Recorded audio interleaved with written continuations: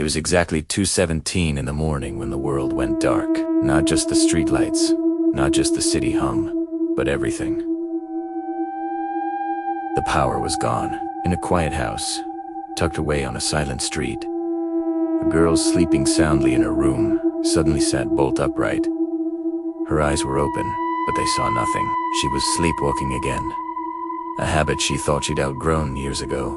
Her mind was a complete blank, void of thought and consciousness. But her body... She rose from her bed, her bare feet silent on the cold wooden floor. She moved through the darkened house like a phantom, her hands never brushing against a wall, her steps never faltering. She unlocked the front door without a sound and stepped out into the unnaturally quiet night. The air was heavy, thick with an unspoken dread.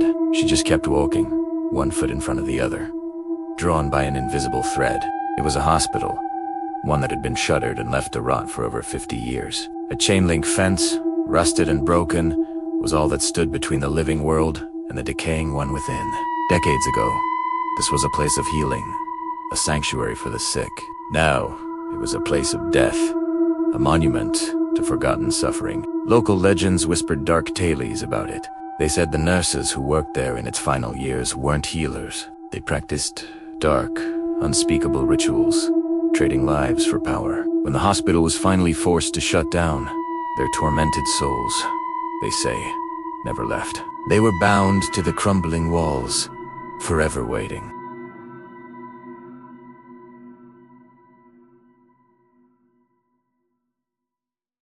The main entrance doors were boarded up, but a side entrance stood slightly ajar, a dark mouth inviting her in. She stepped inside. The air instantly changed. It was cold, stale, and smelled of dust, decay, and something else. Somewhere deep within the hospital's labyrinthine corridors, a small bell chimed. It was a call. And something answered. From the far end of the long hallway, a figure emerged from the shadows.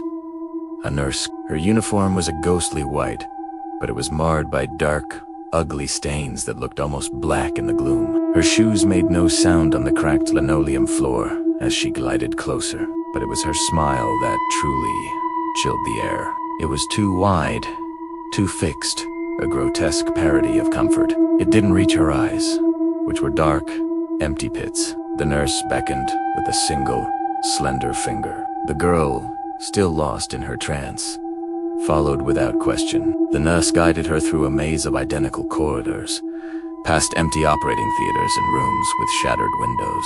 Finally, they arrived at a large ward.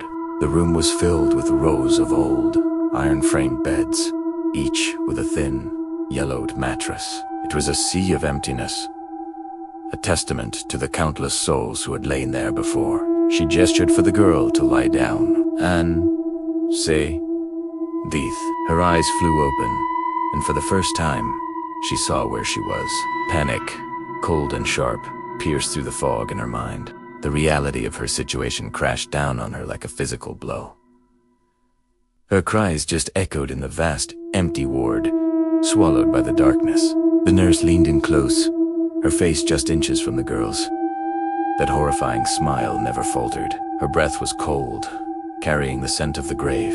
You are late, she whispered, her voice a soft, sibilant hiss like dry leaves skittering across pavement. The nurse simply watched, her dark eyes filled with a timeless, patient hunger. The hospital's very particular, she continued, her voice dropping even lower. It needs one patient, every night. As the last word left her lips, the faint light from the hallway vanished. The entire ward was plunged into absolute, suffocating blackness. The girl's final scream was cut short. They followed her trail, a trail that ended abruptly at the fence of the old, abandoned hospital. They searched the building from top to bottom, their flashlights cutting through the dusty gloom.